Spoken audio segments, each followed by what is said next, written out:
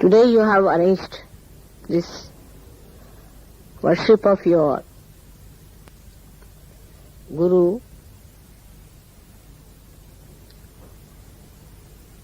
That is your mother. Perhaps you are very unique people that have a Guru who is a mother.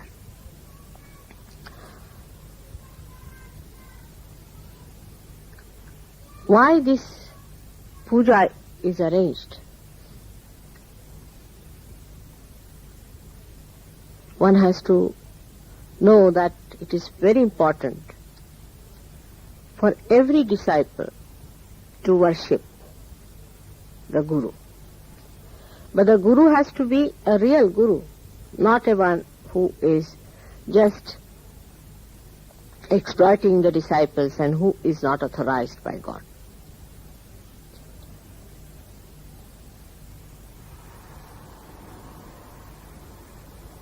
The puja is arranged because you have been initiated into the statutes of the Lord. You have been told what are the dharmas of a human being.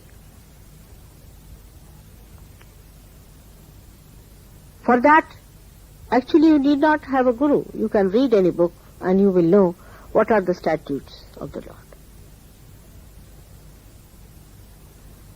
But Guru has to see that you practice them.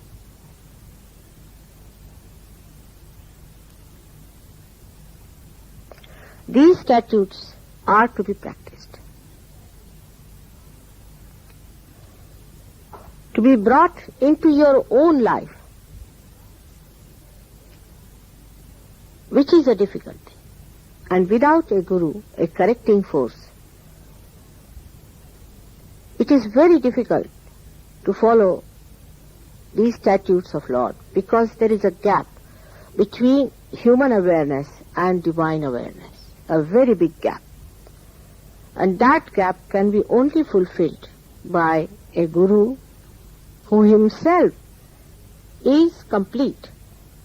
Today is a Purnima day. Purnima means a complete moon. The Guru has to be a complete personality to talk about these statutes and to elevate his disciples to this level of understanding by which they imbibe those statutes. He is there to fulfill this gap.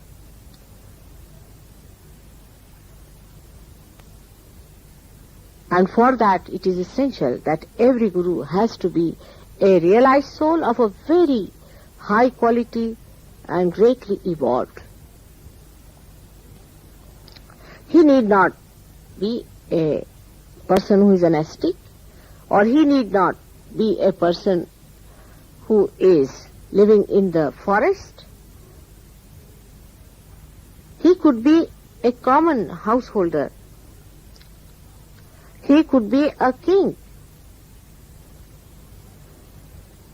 All these outward manifestations of one's life do not matter. Whatever may be your position, I would say the so-called position, in this world makes no difference to your being a Guru, as long as you have imbibed the statutes of the Lord. Again I say, you have to imbibe the statutes.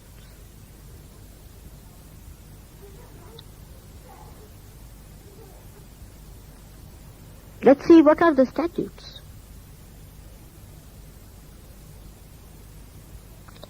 First is, you do not harm anyone.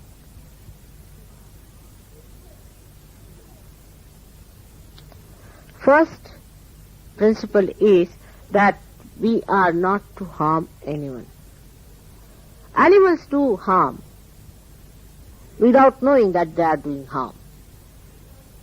If you go near a snake, he'll bite. If a scorpion is there, he can put his poison into your being. Animals are not to harm anyone. They can correct, but not harm. So the principle of not harming was taken to a very, very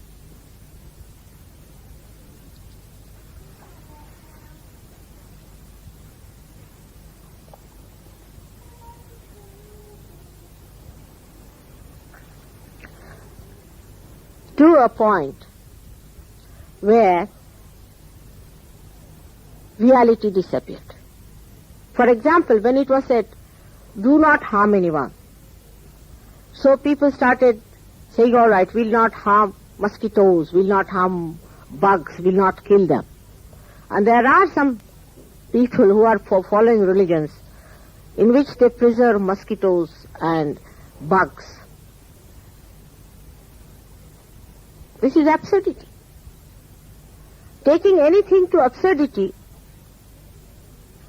cannot be reality. First of all, we should not harm anyone who is walking in the path of God. The one who is a realized soul.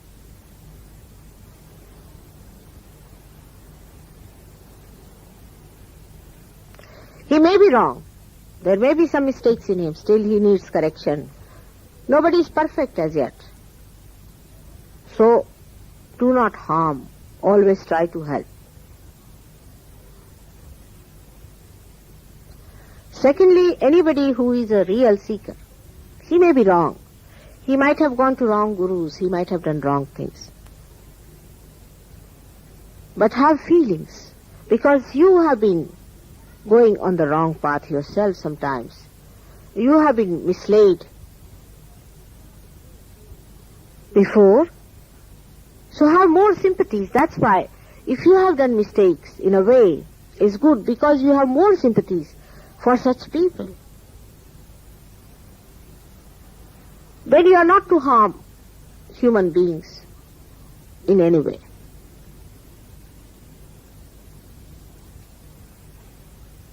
You are not to cause them any bodily harm, any emotional upsetting, just for harm's sake. For correction is all right.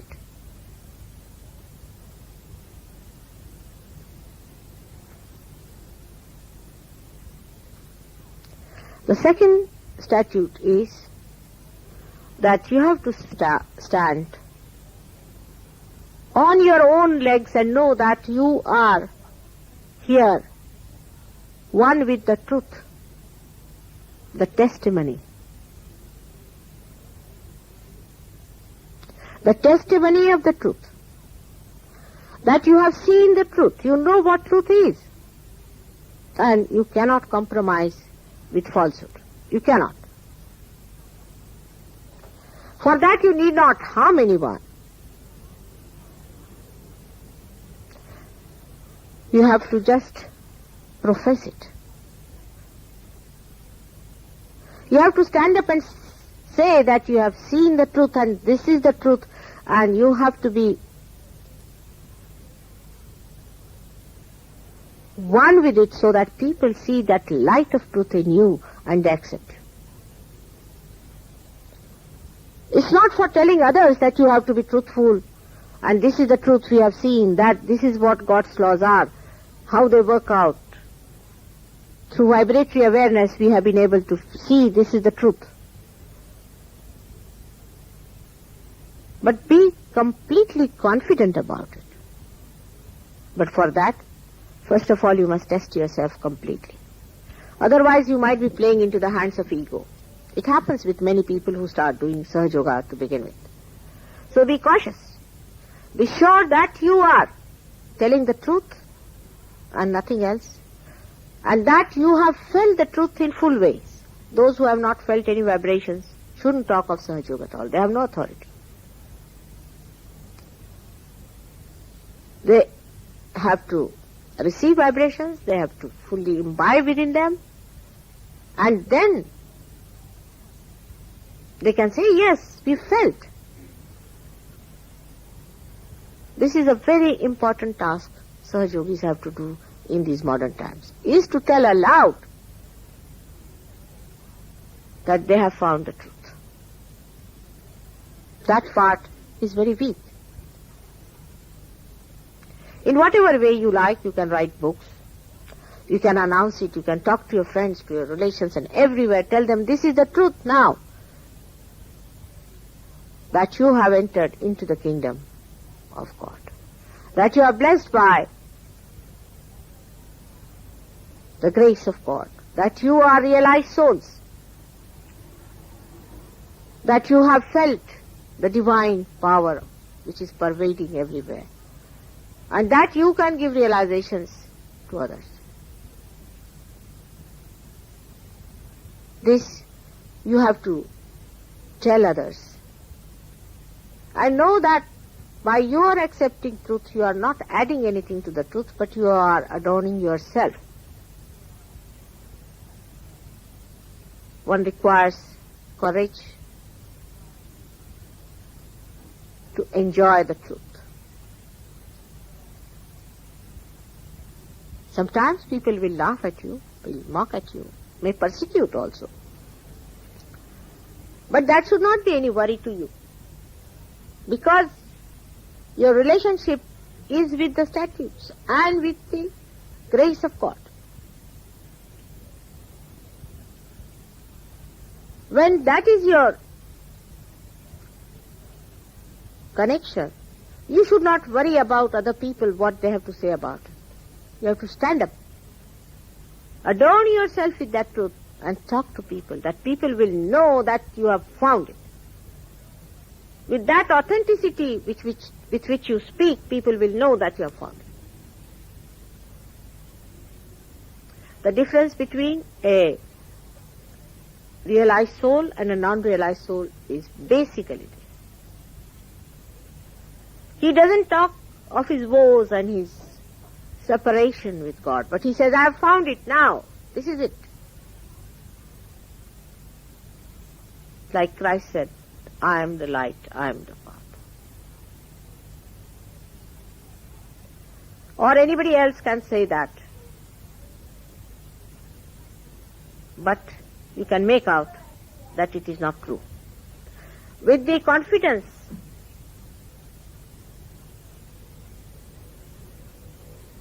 with that complete understanding coming out of your heart, people can make out this is absolute truth. And then all kinds of falsehood must be denounced. Doesn't matter if somebody feels bad. Because by telling that, you are saving them and not harming them. But must be told in a correct way, not in a frivolous way. In a very persuasive way, you must tell them that, no, this is wrong. You must wait for the time when you can tell people. More in confidence. Talk to them, this is wrong, you don't know. We've done the same thing.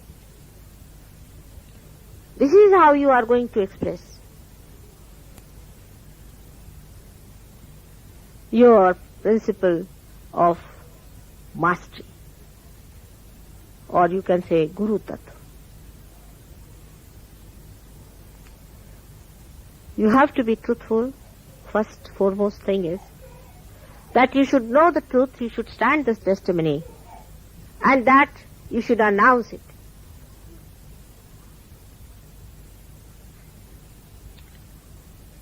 The third thing for a guru in Sahaja Yoga has to do is to develop detachment.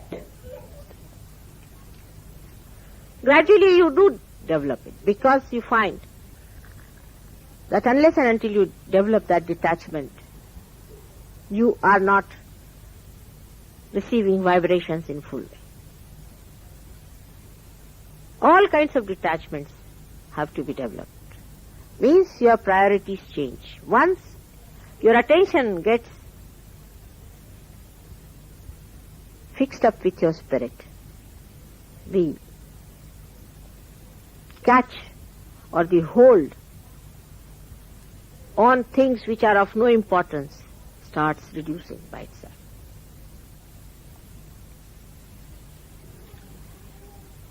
For example, you have a father, you have a mother, you have a sister. This is a bigger problem in India.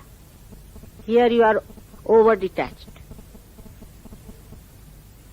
But in India, people are very much involved, their own children, in their own. This is my son, and others are all orphans. Only your sons are the real children. Your daughter, your sons. My daughter,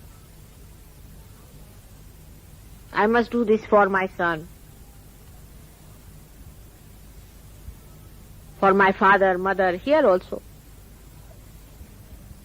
Two types of attachments are there. One, through moha, through involvement into them. That you want to do this for them and that for them and give all the property to them, insurance for them, every sort of thing. And another could be the way we have here, that you hate your mother, you hate your father, you hate everyone. Both things are just the same. So a detachment must be developed. The detachment is that you are your father, you are your mother, you are everything. Your spirit is everything to you. You have to enjoy only your spirit as everything.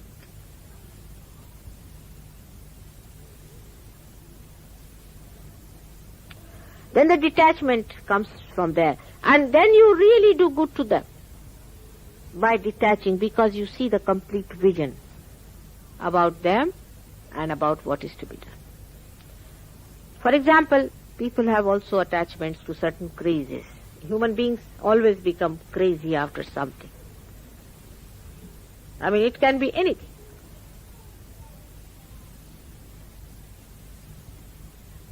One has to understand there should be only one craze, is to be settled absolutely into your spirit. All other crazes will disappear, because that's the greatest joy-giving thing. That's the most nourishing thing. That's the most beautiful thing. So all the other things fall off, you enjoy only that, which is the source of all enjoyment. So you get yourself attached to your spirit. Detachment starts working.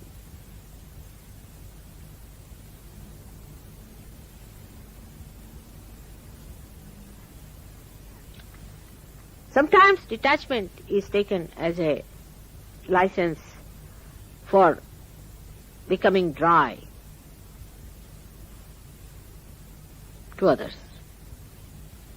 which is absurd. This is only human quality also. Make everything ugly, whatever is beautiful. Actually, a person who is detached is the most beautiful person, is the extremely loving person, is love.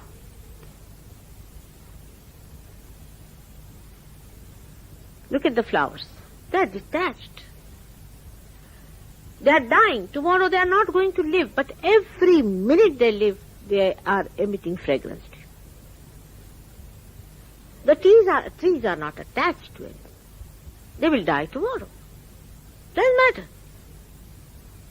But anybody who comes to them, they give shadow. They give fruits.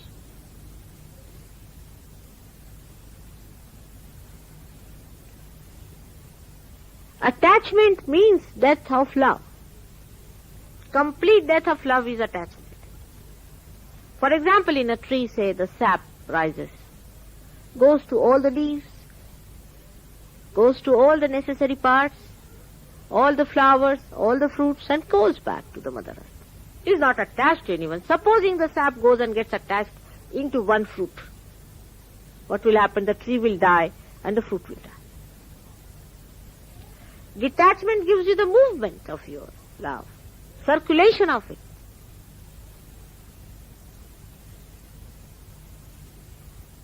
For things now,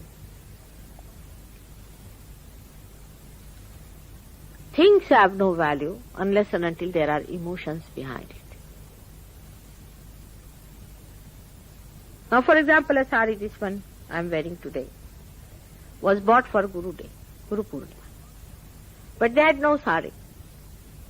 The other day they wanted to have a sari for puja, so I said, all right, use this. But I wore it again today just to say that this was bought with that emotion that on a Guru Day, mother would like to wear something of a lighter shade. White,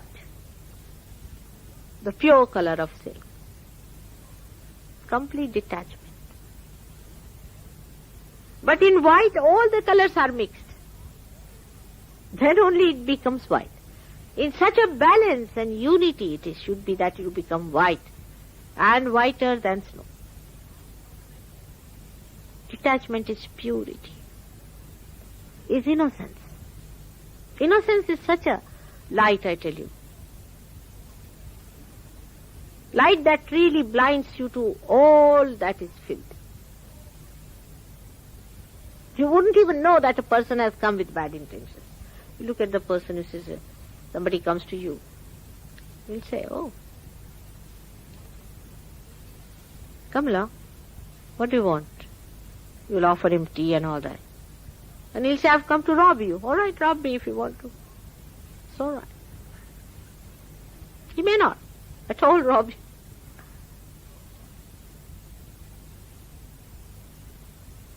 That is what is innocence, which one can develop only through detachment. Detachment is of the attention. Do not allow your attention to get involved into something too much. Even rituals of anything. Say now, we have not washed Mataji's feet. All right, doesn't matter. You love me, all right. If some mistakes I've committed, what does it matter? If you see on the abstract plane, it's love. This is just a step forward. Like somebody ran very fast and fell down before reaching me. Say, mother, sorry, I fell down before reaching you. I should not have done that. But see how I prostrated before you. It's complete poetry, detachment.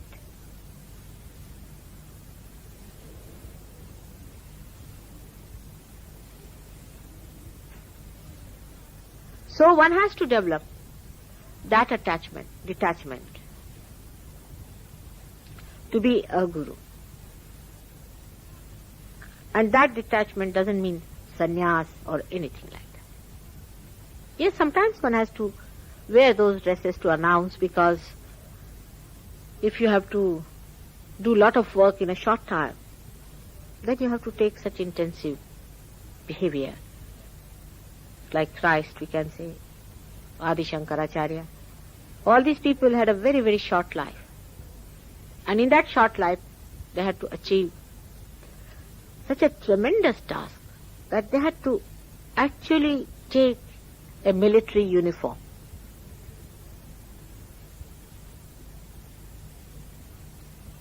Just to avoid problems, not to impress others. Nowadays people wear that dress just to impress others that they are detached and do just the thing opposite of it.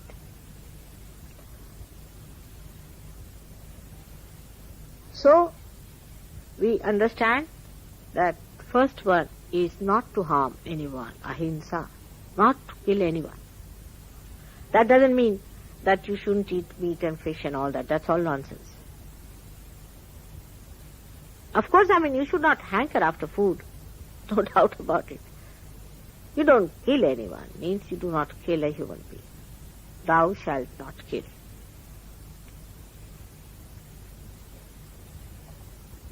Just move forward so that they can sit there. Little. Come forward. I think best thing is to come very forward.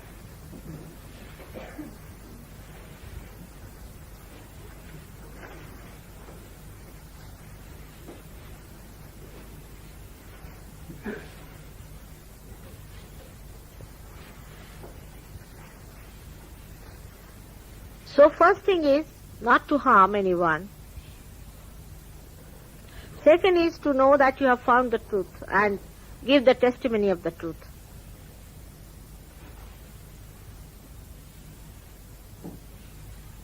Third is the detachment, the way I have told you about detachment. Not to get attached to any one person because he is a relation or something, but develop a universal feeling. And also not to hate anyone. That is even worse. That's a kind of a worse type of attachment. This word should go away from the mouth of all the Sahaja Yogis. I hate. It's called as a dandak, is the statute. You cannot hate anyone.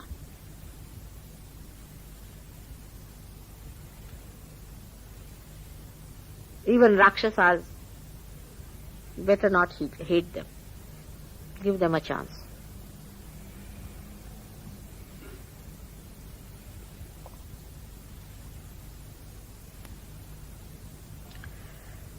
Now the fourth thing, the fourth statute of the Lord is to lead a moral life.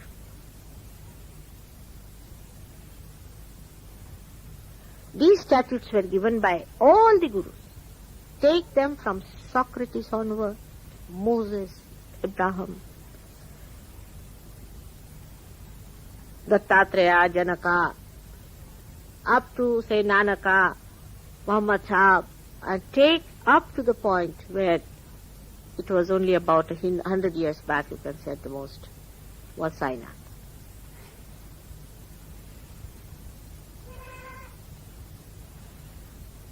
All of them have said that you have to lead a moral life. None of them have said that you do not get married, that you do not talk to your wife, that you have no relationship with your wife. All this is nonsensical. Lead a moral life. When you are young, not married. Keep your eyes on the ground.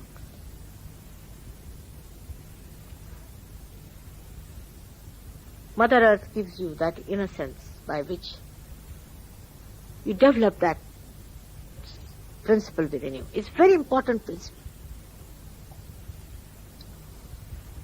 It's such a pure principle, it really helps the society to develop its dignity. Now think in a society where you do not know who is your sister, who is your brother, who is your mother. What complications it can create.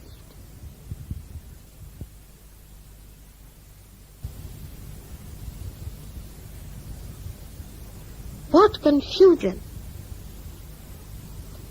What unhappiness. It is one of the most essential things for human beings to be moral. For animals it is not necessary. Most of the confusions and problems, especially in the Western life, have come because they have thrown morality in the sea.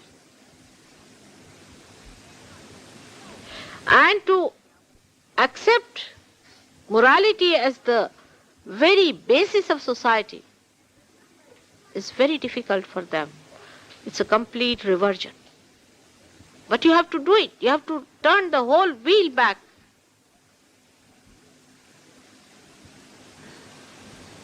So many things were done in the beginning of the society to establish this pure relationship. There are laws which act, as there are laws of chemical laws are there are physical laws are there. In physics and chemistry, read, there are human laws which one should understand. The relationships between each other, the sublimity of their relationship, the purity of their relationship must be understood. And then only you can have a very, very happy married life, which is the basis.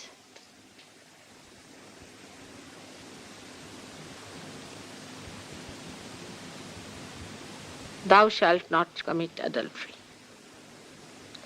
But Christ has said, perhaps he knew the modern people as they would be using their brains for this. He said, thou shalt not have adulterous eyes.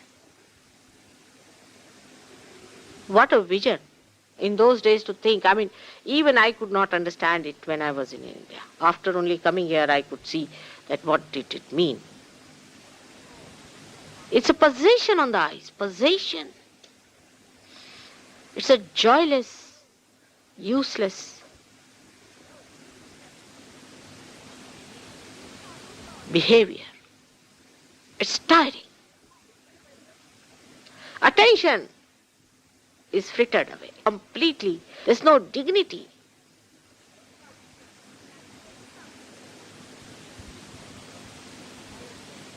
I should be steady. When you look at somebody steadily, you should know that you have got Sahaja Yoga in you. With love, with respect, with dignity. Not staring at people and just playing into the hands of these possessions. The whole society is possessed. All the satanic forces have been let loose, I think. And the way people are possessed, they cannot see through these things. And they are supposed to be Christians.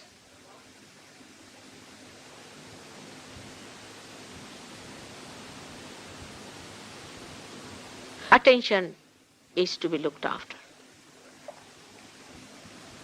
That's the most important thing, because attention is the one which is going to be enlightened.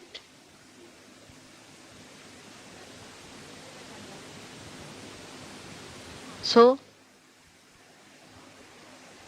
we have to know what morality is. Let people laugh at us. Let them say that these are goody-goodies or this sort of thing. We are proud of it. We are not ashamed of being righteous people. This is a very important part of righteousness. Those who do not follow this will lose their vibrations very fast.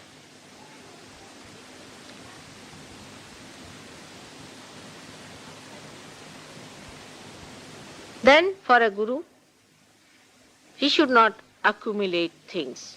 He should not have possessions, much possessions with him. If he has possessions, they should be just for giving away. A guru must give away his possessions. He should not have stamp collection.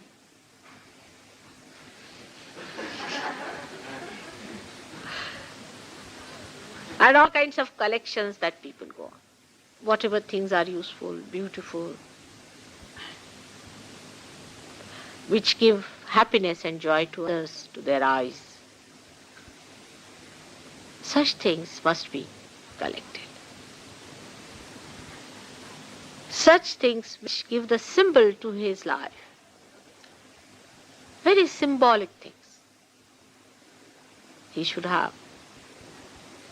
We suggest that he is a dharmic person. He should not have things which are symbolic of adharmikta, of irreligious life.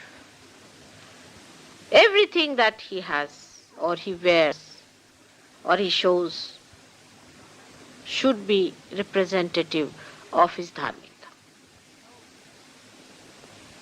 I don't know what was the situation here, but in India when we were young, we were not allowed to listen to all kinds of music. Not allowed. Just not allowed. Not to see all kinds of filthy things and filthy documentaries and things. Not allowed. Anything that is impure, giving bad vibrations, should not be possessed. And even whatever you have, you should think, whom can you give this? So, it means you should have possessions to express your generosity. Sahaja Yogi has to be generous like the sea. A miserly Sahaja Yogi, I cannot think of that. It is like mixing up darkness with light. Miserliness is not allowed in Saryoga. Anybody whose mind goes, how much I can save money or save my labor. How there are many labor saving devices also, and money saving devices, or cheating others, or making money out of certain few things here and there. All such things are against Sahaja Yoga. They will pull you down. Enjoy your generosity. How many times I must have told you about generosity? I remember once I wanted to give a sari that I had from abroad. You see, because in India people like that kind of a sari very much. Though I don't understand why they like it. Nylon sort of thing. And a lady said that I haven't got any sari from outside and I would like to have an imported sari. And I had only one left with me because I am quite good at giving away. So I told one of my niece-in-laws, I said I want to give away this sari to her. On a holy day we can give it to elders, so I'll give it. She said, you have only one left now, why do we want to give away? You have given away all that you had. I said, now I feel like giving, I'll give away. And we were discussing this in the kitchen, you see. But I said, why do you tell me? I'm not going to take your advice on this point. And at that time the bell rang up and a gentleman came. He had brought 3 saris for me from Africa. And one of them was exactly the same, the one I had.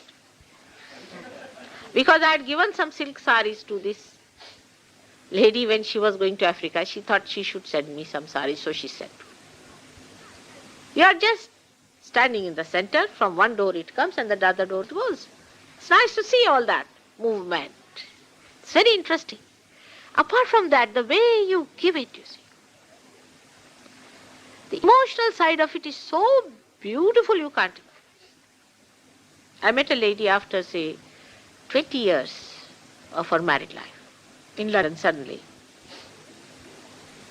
And she said, oh, what a coincidence. I said, why? You see, I'm wearing the same pearl necklace you had given me on my wedding day today and I should meet you. The whole thing, the whole drama changed, that meeting. It was nothing so great.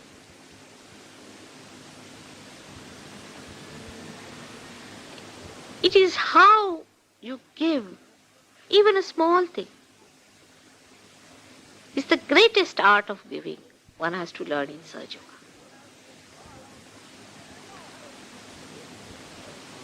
Give up the mundane type of things. See, like if you go to somebody's birthday, you send a card, thank you very much.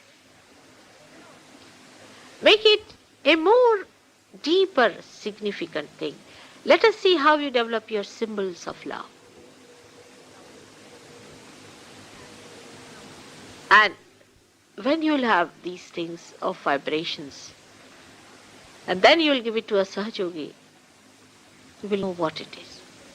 Never lack in generosity, especially among Sahajogis. Gradually you'll be amazed how through small things you win over. As if the vibrations flow through those things and work out on those people.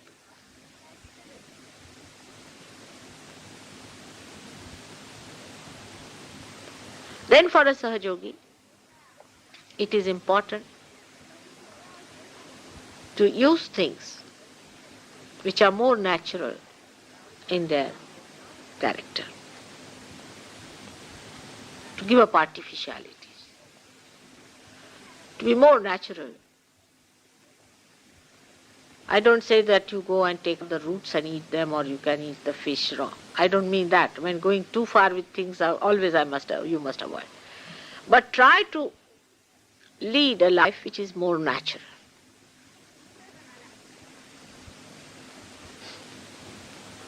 Natural in the sense that people know that there is no vanity about you. Or some people can be other way around, you see. They will dress up like a tramp just to attract more attention. I mean, they can both ways, you see. When I find some of the people, you see, coloring their hair and all that. Who is there? Let them come. Huh?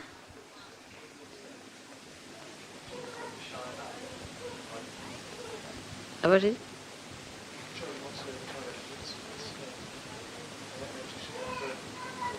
I didn't follow. Oh, I see. Let them go. Let them go. Let them go. Put your attention here. Everything will work out. So you have to be natural person. Very natural in your behavior. It can mean anything absurd also to some people who do not use their wisdom. Wisdom is very important in Sahaja Yoga. That one has to keep intact all the time. Natural means you must wear natural dresses which are suitable to you.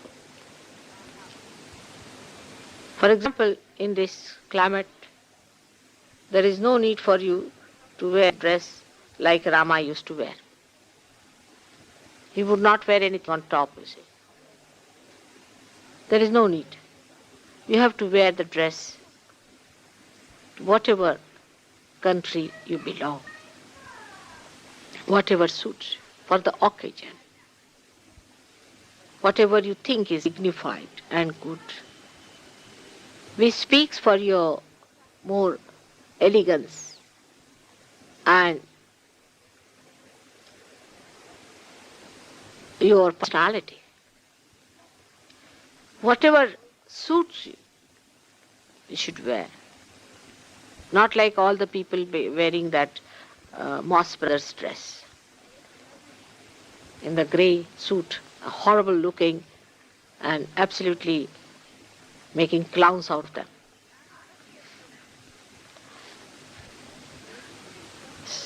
No clownish things are necessary. No dandy stuff is necessary. Simple, beautiful dresses should be worn which give you dignity. Actually, in the East, people believe that God has given you a beautiful body. And it is to be adorned with the beauty of what human beings have created. Just to respect it, just to worship your body. For example, now in India, women wear their saris. The saris are expressive of their moods of these women and of expression of their worship of their body. Because you must respect your body. Dresses should be such that should be for utility as well as dignity. There is no need to have uniform clothes for Sahaja Yoga at all, which is, I do not like it. There should be variety, as the nature is. One should look a different person. For a puja and all that, you may wear something similar, doesn't matter.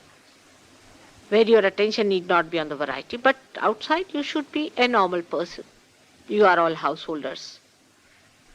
Nobody has to announce something.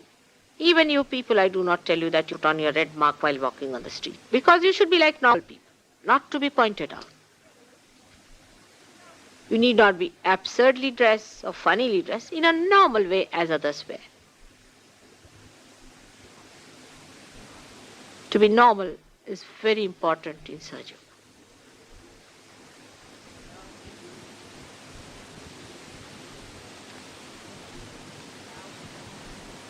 Then we have to know that Sahaja Yogis have to get over all kinds of discrimination and identifications according to races, color, or different religions into your born.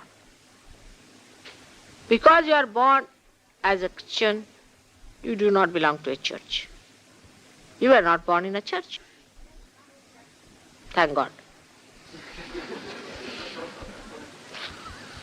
Otherwise, all the spirits there would capture you immediately. But these identifications will linger on. To accept anything new, you have to be reborn, and you are reborn now. Now you are Dharmatita. Means you need not follow any particular type of religion. You are open to all the religions and all the essence of religions you have to take. You are not to denounce any religion any time, to insult any religion any time, or to insult any religious incarnation any time. It's sin. It is a great sin in searching. Any one of them. And you know who they are.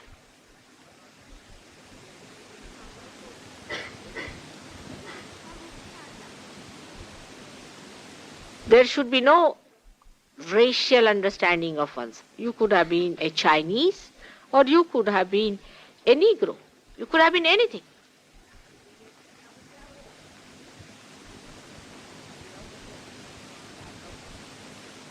As long as we are all human beings, we should know that we laugh the same way, we smile the same way, we hold the same way. This is all conditioning in our mind of this society. That some are untouchables, some are touchables. This is in our Indian community. Horrible people. Brahminism of India has ruined India completely. And you learn from them. For example, who was Vyasa? The one who wrote Gita. Who was he? He was the illegitimate son of a fisherwoman. That's why, deliberately, he was born like that. All these Brahmins who read Gita, tell them who was Vyasa.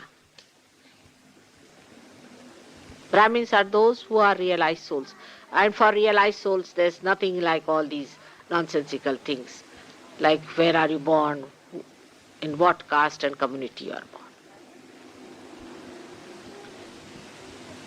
With all education and everything in the West, you find this nonsense of racialism. I just can't understand. If somebody is fair, dark, after all, God has to make variety in color, in every way. Who told you that you are the most handsome people going around?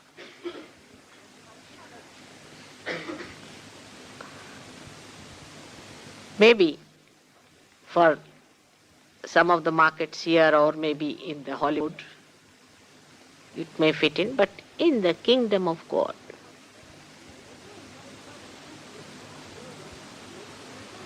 all these so-called handsome people will be denied entry. Marrying 7 husbands and all sorts of things. They will be all put in hell. The beauty is of the heart, not of the face. And that shows and shines. I mean, people are a little bit aware of it. That's why they go and tan their faces. I don't know. They are quite aware that it is too much showing off we are doing.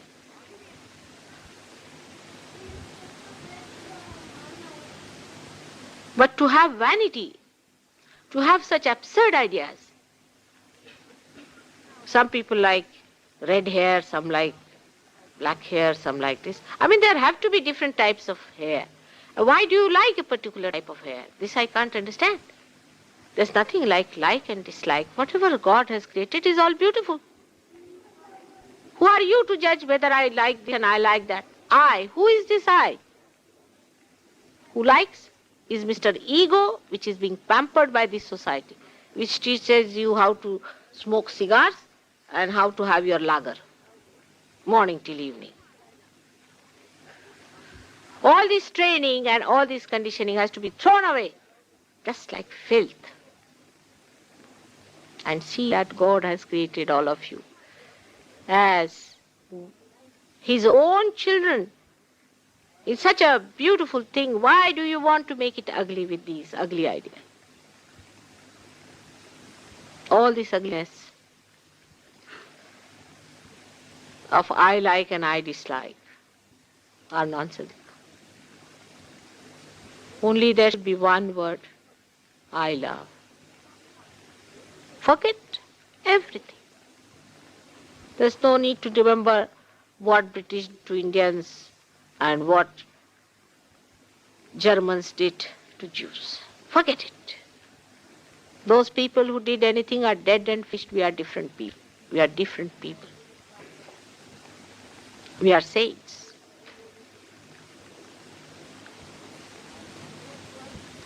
This is for your statutes, I've told you, which you have to imbibe. But today, I authorize you to be the gurus, so that through your own character and through your own personalities, the way you practice Sahaja Yoga in your own life and manifest the light, others will follow you. And that you will establish the statutes of Lord in their hearts, emancipate them, give them their salvation, because you have got your salvation. You are the channels. Without the channels, this all-pervading power cannot work out. That's the system. If you see the sun, its light spreads through its rays. From your heart, the blood flows through arteries. They become smaller and smaller. You are the arteries which is going to flow this blood of my love to all the people. If the arteries are broken, it will not reach the people. That is why you are so important, very important. The bigger you become, the bigger artery you become, then you encompass more people. By that also you are more responsible.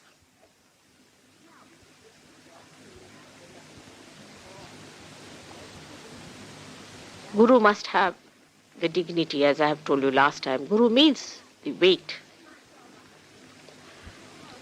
is the gravity.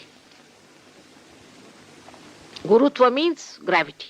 You must have the gravity by your weight. Weight means the weight of your character, weight of your dignity,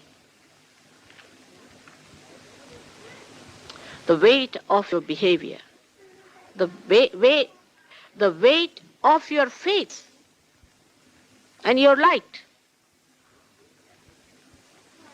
You become the Guru not through frivolousness and vanity, cheapness, vulgar language, cheap jokes, anger, temper. All must be avoided completely.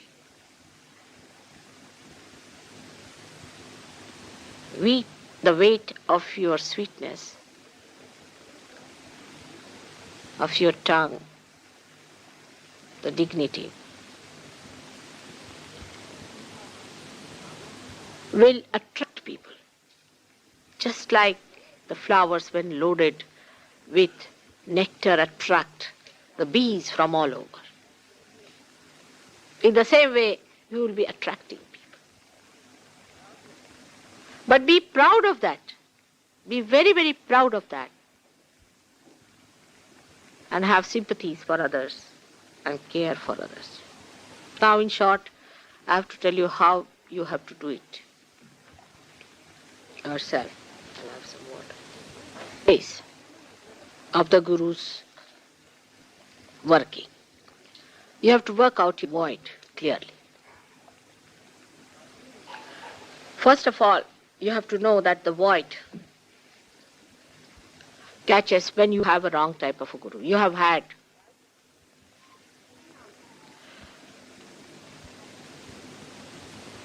you must know about your guru entirely. Try to find out the character of your guru.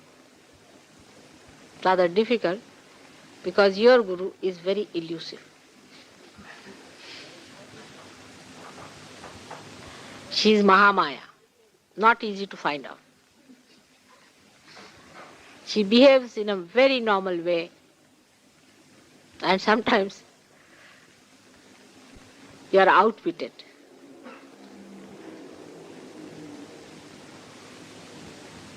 But you see how, in small things also, how she behaves, how her character is expressed, how her love is expressed. Try to remember all that. Her forgiveness. And then you should know that you have the Guru, which many people must have desired to have, which is the source of all the Gurus.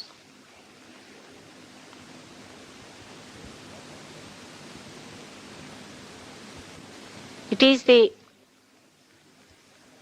ardent desire of even Brahma, Vishnu, Mahesha to have a Guru like that. And they must be jealous of you. But this Guru is very elusive. So to improve your void, say that, Mother, you are our Guru. Because of this elusiveness, that fear or that awe which is necessary, that respect which is necessary for the Guru is not established. Unless and until you develop that awe, complete awe within you, your Guru principle won't develop. No liberties to be taken. I'm telling you myself, but I'm extremely elusive. Next moment I'll make you laugh and forget about it. Because I'm testing your freedom to do it. Complete freedom. I'll play with you in such a manner that you'll be forgetting every moment that I'm your Guru. Every moment.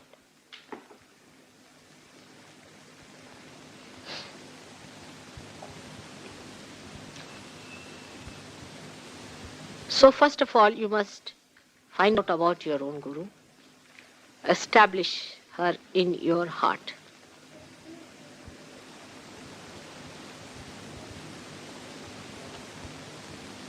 I mean, you have a wonderful Guru, otherwise I must say, I wish I had one like that.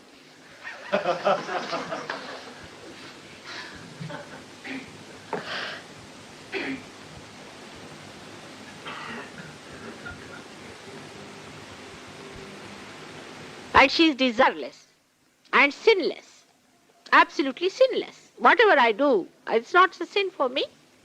I can kill anyone, do whatever, intrigue or do anything. I really tell you that's a fact. Do anything. I'm above sin. But I see to it that I do not do anything like that in your presence.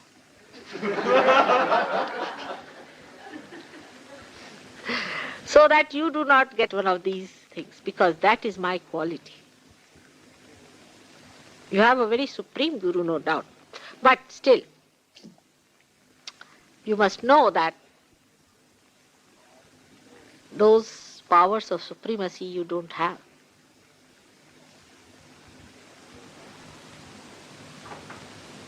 I'm above all these things. I don't know what our temptations are. I have nothing. I mean, I'll do whatever I like. It's all my whim. But despite that, I have made myself very normal, and because I must appear before you in such a manner that you understand what is the statutes. For me, there are no statutes. I make all the statutes, isn't it? Because of you, I do all these things and teach you every small thing, because you are still children. In the same way, you must remember that when you are talking to other people about Sahaja Yoga, remember that they will see you all the time and try to understand how far you are in it. As I understand you, you try to understand them. As I love you, you try to love them.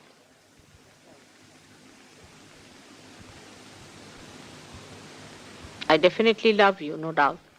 But I am nirmama. I am beyond love. It's a different state altogether.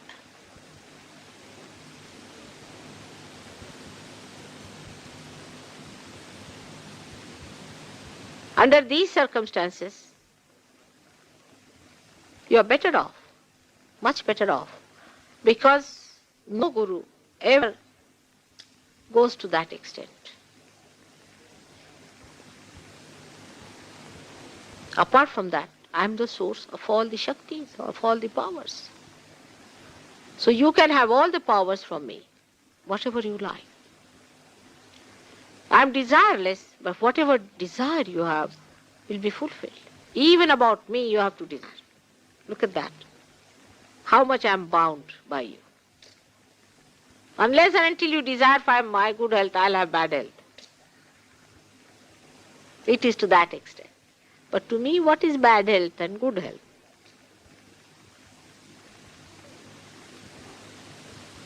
And under these beautiful conditions, you should really prosper so well. There should be no problem for you to be gurus. Now the void is to be established. First of all, you must know your guru. And she is on every chakra work. Imagine. What a tremendous guru you have. With that, you will feel the confidence. And because it is such a tremendous guru, everybody is getting realization so easily. If you go to a rich man, for him, he's not going to give you 2 peas. Because she's so powerful, you are getting your powers just like that.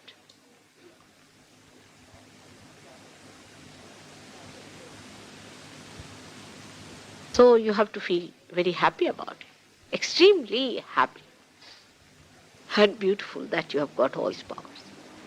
At least those who have been in Sahaja Yoga will know this for some time. Those who have come for the first time may be a little bit puzzled with my lecture. All of you know. All of you know for definite what it is. So to understand your own guru power, you must know who is your guru.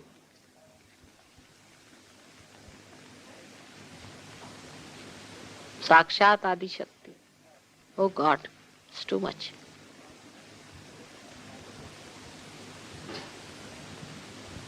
Then establish your void. A guru does not bend his head before anybody else, and especially my disciples, except for mothers and sisters, and you see in some relationship, if it is so, so you bow to that. But they do not bow to anybody else.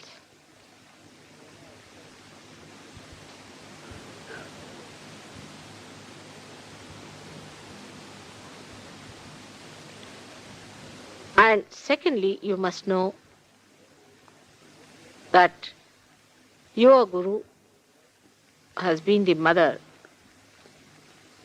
of very great people.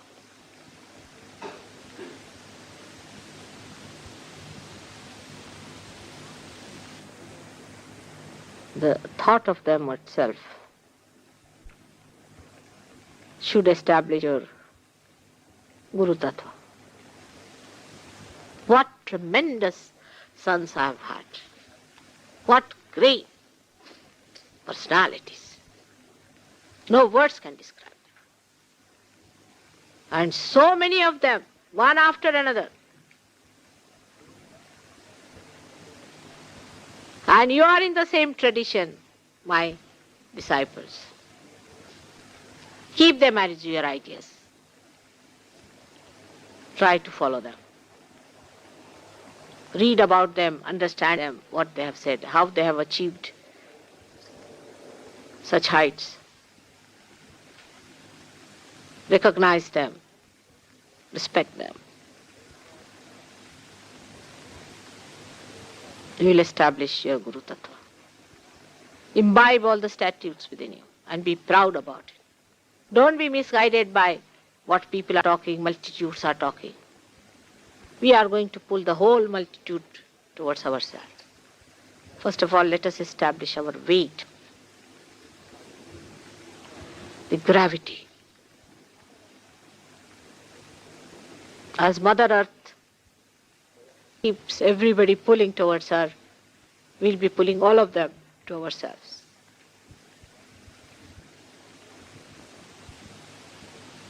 Today, all of you must, within yourself, to your spirit promise that you will be a Guru worthy of your mother. May God bless you.